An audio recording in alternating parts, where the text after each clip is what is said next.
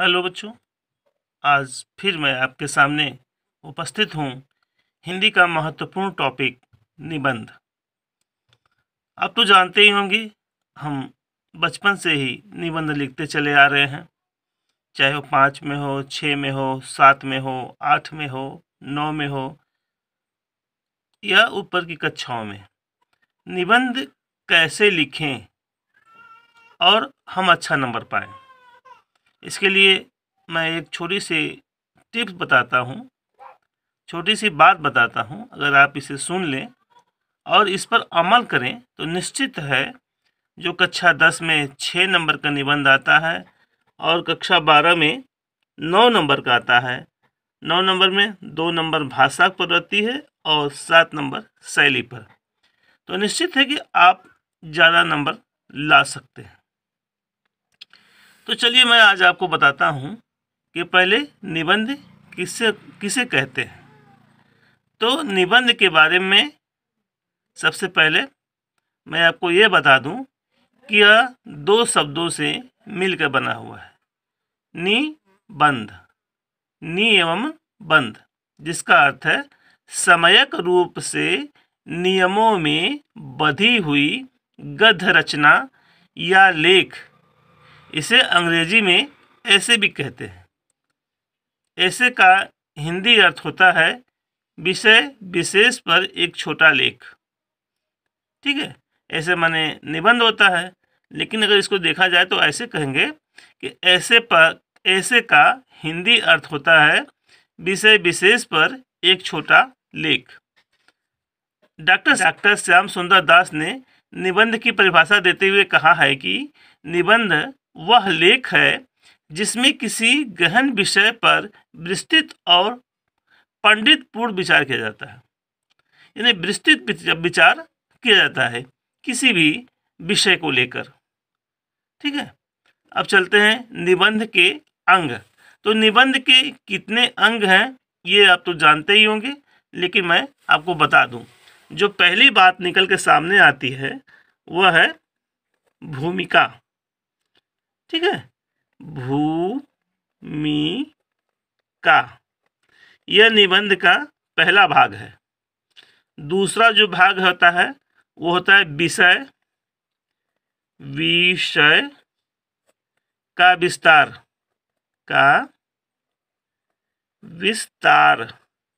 और तीसरा जो बात सामने आता है, तीसरा जो होता है उसको हम कहते हैं निष्कर्ष। ठीक है, निष्कर्ष, इसे हम उपसंहार के भी नाम से जानते हैं। उपसंहार, ठीक है, चाहे आप निष्कर्ष लिखें चाहे उपसंहार लिखें। अब मैं आपको इन तीनों विषयों पर छोटी सी एक जानकारी देता हूँ। सबसे पहले चलते हैं भूमिका।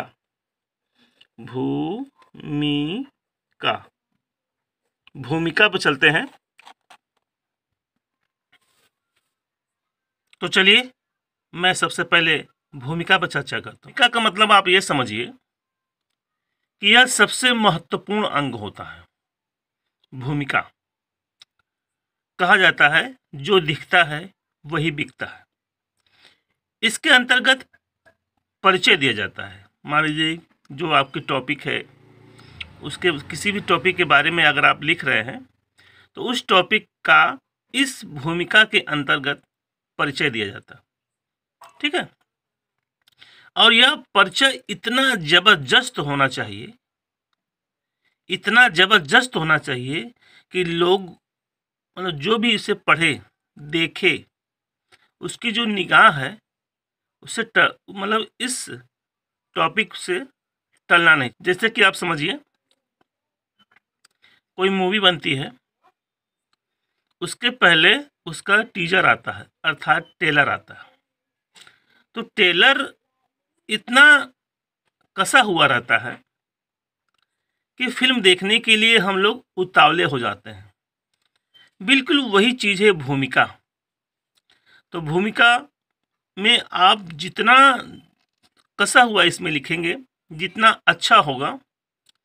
जैसे थोड़ी देर के लिए किसी भी निबंध को 3 भागों में बांटते हैं, ठीक है।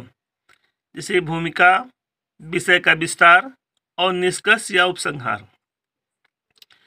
तो आप भूमिका में ये समझ लीजिए, भूमिका में हमारा जो बॉडी है, शरीर है, उसका ऊपर वाला भाग अर्थात फेस, नाक, मुंह, आँख, गाल, ये चीज़, उसको सुंदर बनाने के लिए हम लोग क्या करते हैं?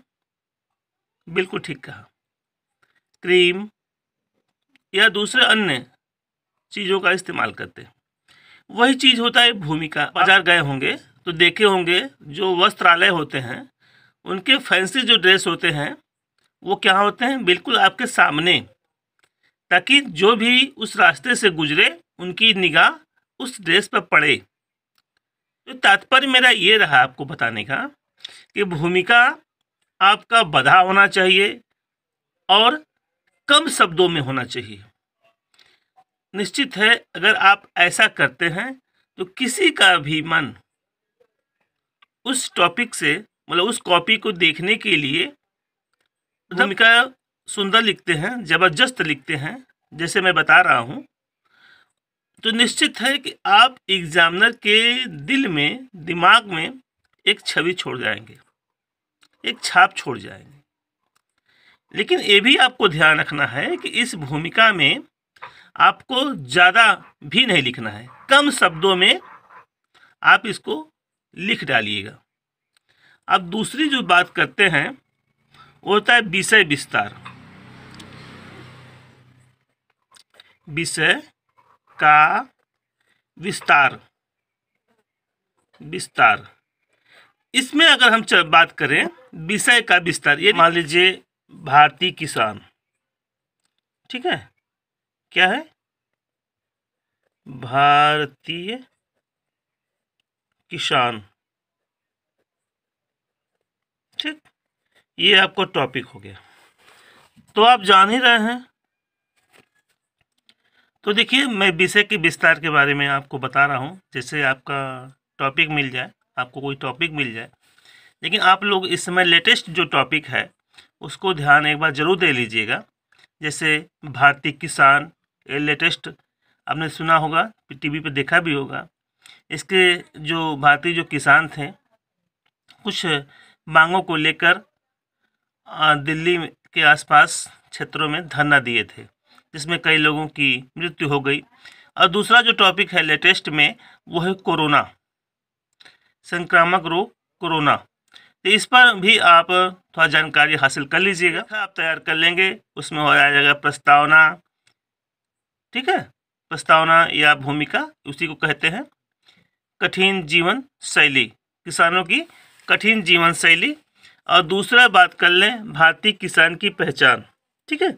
ये देखिए भारतीय किसान की पहचान,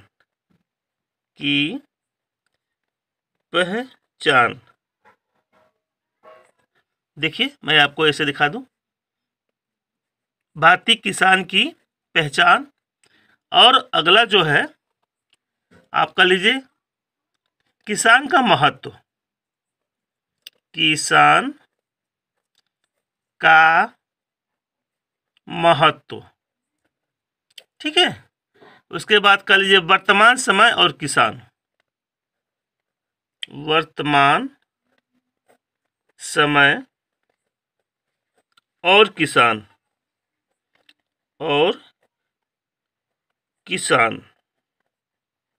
ठीक है। अब लास्ट में क्या करिए, उपसंहार, ठीक है, या फिर निष्कर्ष।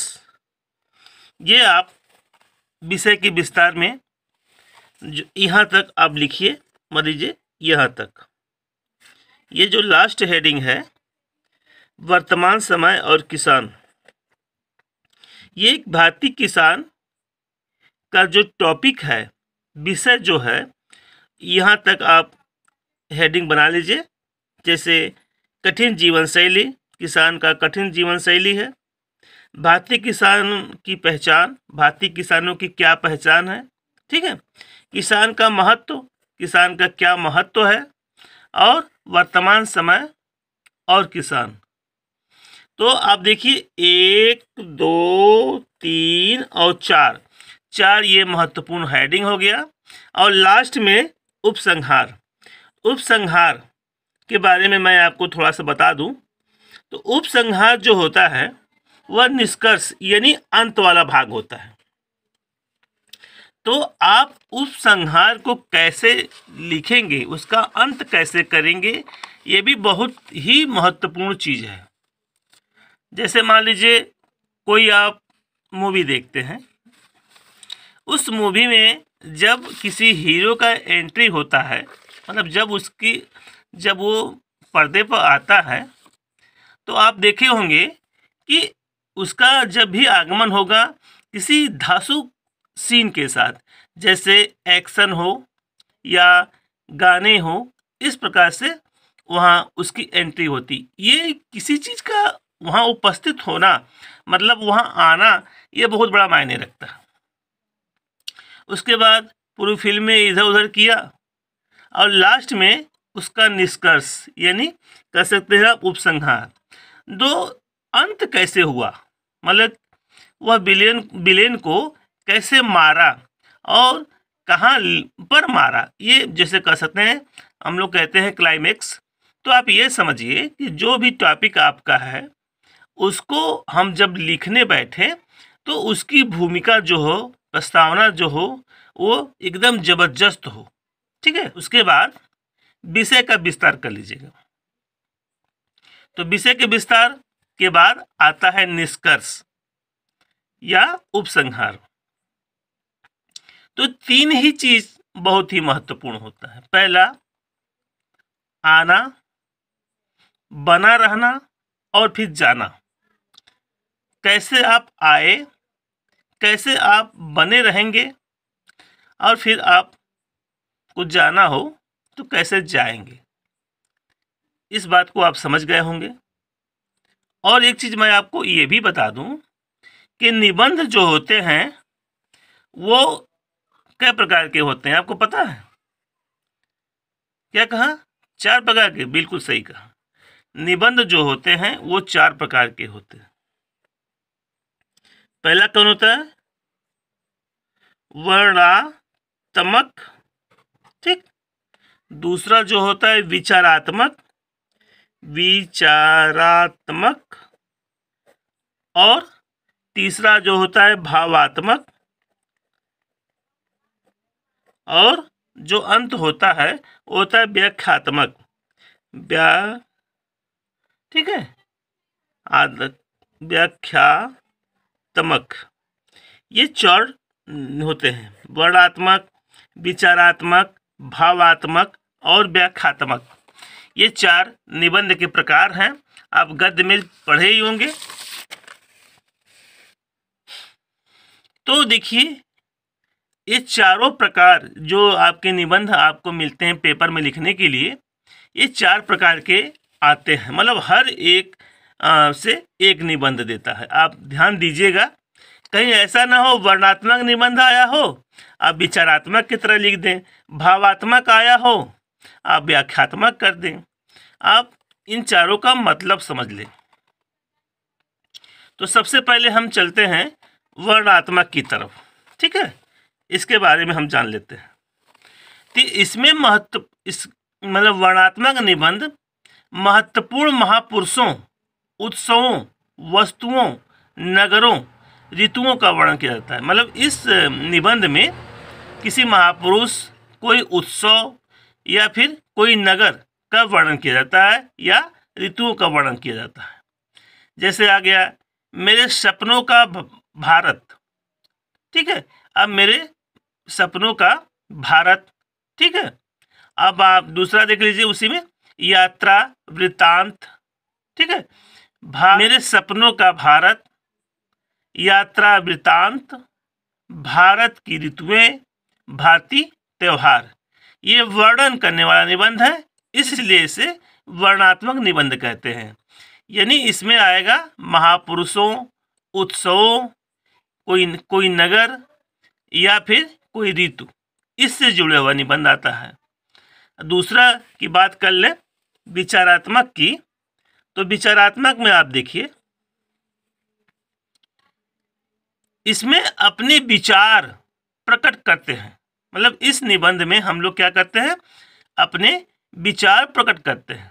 ठीक है, इसमें विचारों की प्रधानता होती है। जैसे नारी की सामाजिक स्थिति, शिक्षा का मिटता स्तर, ऐसे टॉपिक पर आपके विचार से समाज पर क्या प्रभाव पड़ता है, तो यह विचारात्मक निबंध में आता है। ध्यान रखिएगा, ये सामाजिक टाइप के मुद्दे होते हैं, विचार इस पर आपको देना पड़ता है। और तीसरा जो हेडिंग है वो है भावात्मक। तो भावात्मक के बारे में आप समझें कि इस प्रकार के निबंध में अपनी भावों को व्यक्त किया जाता है, अपने भाव को व्यक्त किया जाता है और भाव का संबंध हृदय से होता है। अब तो जानते हैं कि भावों का संबंध किससे होता है, हृदय से होता है। जैसे क्या आता है, मेरा प्रिय कवि, मेरा प्रिय राजनेता, मेरा प्रिय लेखक, मेरा प्रिय पुस्तक। और क्या आएगा, दया धर्म का मूल है। इस प्रकार के निबंध जो आएंगे तो आप समझ लीजिएगा ये भावात्मक निबंध होते हैं जो हृदय से निकल, मतलब अंतिम जो है वो है व्याख्यात्मक, यानी व्याख्या करना होता है। ठीक है, इस प्रकार के निबंध में एक घटना के पश्चात दूसरी घटना, तीसरी घटना का विवरण दिया जाता है। ठीक है, इस प्रकार के निबंध में एक घटना के पश्चात दूसरी घटना, तीसरी घटना का विवरण किया जाता है। इसमें एक के बाद एक कड़ी जुड़ी रहती है, जैसे पौराणिक, ठीक है, ऐतिहासिक, धार्मिक कथा का समावेश होता है। इसमें किस प्रकार से लिखते, मतलब किस प्रकार की कहानी आती है, कथा आती है। पौराणिक कोई कथा ले लीजिए, ठीक है, ऐतिहासिक ले लीजिए, धार्मिक कथा ले लीजिए।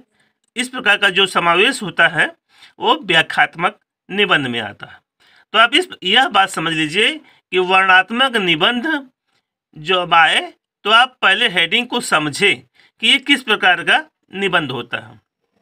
यहीं पर हम गलत कर जाते हैं और हमारा नंबर जो है लिख कर भी कहते हैं कि सर हम तो लिखे थे 2 पेज 3 पेज, मुझे नंबर नहीं मिला। तो कहाँ से मिलेगा? विचारात्मक निबंध है और वर्णनात्मक कर दें, भावात्मक निबंध को विचारात्मक में डाल दें, व्याख्यात्मक निबंध को भावात्मक में डाल दें। तो पहले आप समझें कि यह जो टॉपिक है किस प्रकार का है, उसके बाद आप लिखें। तो जैसे मैं बताया हूँ कि पहला जब आप लिखना स्टार्ट करें तो उसकी भूमिका अर्थात प्रस्तावना इतना ज़बरदस्त हो, कम शब्दों में इतना ज़बरदस्त हो कि जो कॉपी चेक करने वाले जो लोग हैं वह एकदम विवश होकर आपके कॉपी को देखें और हर लाइन को पढ़ें। ठीक है, दूसरा जो विषय का विस्तार है, तो विषय को आप अच्छे से समझ लें। पहले 1 मिनट का समय ले लें, उसे समझ लें। समझने के बाद और अपने मन में 2 4 5 हेडिंग रखिए, उसको फिर वहाँ लिख दीजिए। थोड़ी देर के लिए आप CID देखते होंगे, टीवी पर आता है, या फिर दूसरे सीरियल्स हैं, जैसे मैं नाम क्राइम पेट्रोल है, दूसरा है, आपने देखा होगा अचानक कोई 3 मंजिला से गिरा चिल्लाते हुए, सब लोग उसमें से बाहर आते हैं। किसी ने देखा और तुरंत फ़ोन कर दिया और CID तुरंत आ गई। मतलब फ़ोन पूरा वो बात सुना कहता भी नहीं होगा तब तक CID आ जाती है। आप देखिए ये भूमिका हो गई, समझ रहे हैं, इतना यह उसकी भूमिका हो गई। उसके बाद CID वाले अब लगते हैं छानबीन करने। तो कई लोग आते हैं इस बीच में और लास्ट में आपने देखा होगा मात्र 30 सेकेंड में ये पता चलता है कि कातिल कौन है।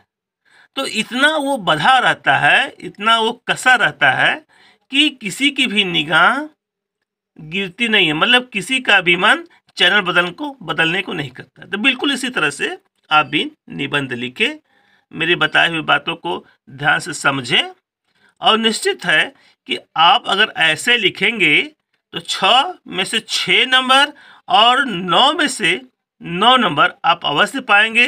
अगर आप इस तरह से लिखेंगे तो निश्चित है कि आपको 100 में से 100 नंबर अर्थात जितना भी आपका है 6 नंबर या 9 नंबर ये आपको पूरा मिलेगा ही। मेरे बताए हुए इस नियम और तरीके से अगर लिखते हैं परीक्षा में तो निश्चित है कि आपको पूरा नंबर मिलेगा। तो आप मेरी वीडियो को इसी तरह से देखते रहिए। मैं हाई स्कूल इंटर विषय हिंदी के बारे में वीडियो बनाता रहता हूं, तो आप ऐसे ही लिखें और पूरा का पूरा नंबर पाएं। मुझे विश्वास है कि आप मेरी बात को ध्यान से समझ गए होंगे। आपको इसी तरह से मैं दूसरी वीडियो भी डालता रहूँगा। आप मेरी वीडियो को देखें, हिंदी से रिलेटिव मैं वीडियो बनाता हूँ। मेरी वीडियो को देखें और दूसरों को भी बताएं, मित्रों को भी बताएं, यारों को भी बताएं। मेरे वीडियो पर पहली बार आए हैं तो वीडियो को लाइक कर दें, चैनल को सब्सक्राइब कर दें और बेल आइकन के बटन को दबाकर ऑल पर सेलेक्ट कर दें। तो मिलते हैं अगले वीडियो में। जय हिंद।